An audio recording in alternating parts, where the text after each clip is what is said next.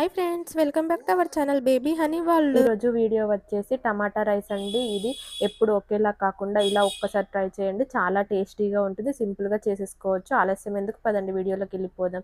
నేను ఇక్కడ ఓల్ గరం మసాలా తీసుకుంటున్నాను, అలాగే క్యాప్సికమ్ తీసుకుంటున్నాను, పచ్చిమిర్చి, 5 టమాటాలను కట్ చేసి పెట్టుకున్నాను. ఇక్కడ రైస్ అనేది ముందే నానబెట్టుకున్నాను. స్టవ్ పైన ఒక కుక్కర్ పెట్టుకొని అందులో ఓల్ గరం మసాలా వేసుకోవాలి. ఆయిల్ హీట్ అయిన తర్వాత ఇప్పుడు చూడండి, ఇవి వేగిపోయిన తర్వాత నేను ఇక్కడ మీడియం సైజ్ ఆనియన్స్ 2 కట్ చేసుకున్నాను. ఇలా ఇవి మొత్తం ఫ్రై అయిపోయిన తర్వాత ఇందులో పచ్చిమిర్చి వేసుకోవాలి.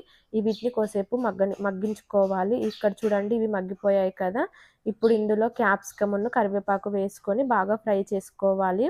ఇప్పుడు మూత పెట్టుకొని 1 నిమిషం పాటు ఉడికించుకోవాలి. ఇవి ఉడికిపోయిన తర్వాత ఇందులో మనం చిన్నగా కట్ చేసుకున్న టమాటాలను ఇందులో వేసుకొని వీటిని బాగా మగ్గించుకోవాలండి. మూత పెట్టుకొని 2 నిమిషాల పాటు మగ్గించుకోవాలి.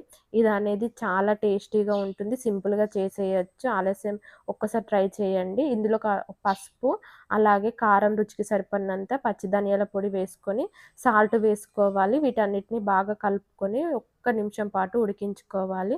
ఇలా ఉడికిపోయిన తర్వాత ఇందులో రైస్, మనం నానబెట్టుకున్న రైస్ ఉంది కదా, ఆ రైస్ అనేది వేసుకోవాలి. నేను ఇక్కడ 2 గ్లాసుల రైస్ వేసుకుంటున్నాను. దానికి 4 గ్లాసుల వాటర్ వేసుకోవాలి. కొద్దిగా తక్కువ వేసుకున్నా పర్లేదు.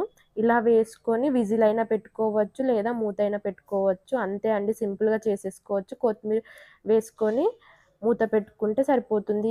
10 నిమిషాలలో చేసేయచ్చండి. ఒక్కసారి ట్రై చేయండి. ఇలా వెరైటీగా చాలా టేస్టీగా ఉంటుంది. ఇది రైతాతో తిన్నామంటే సూపర్గా ఉంటుంది. పిల్లలైతే చాలా ఇష్టంగా తింటారు. ఎప్పుడు ఒకేలా కాకుండా ఇలా ట్రై చేయండి. నా వీడియోలు కనుక నచ్చినట్లయితే ఫ్రెండ్స్కి షేర్ చేయండి, లైక్ చేయండి, సబ్స్క్రైబ్ చేసుకోండి, బెల్ గంట నొక్కండి.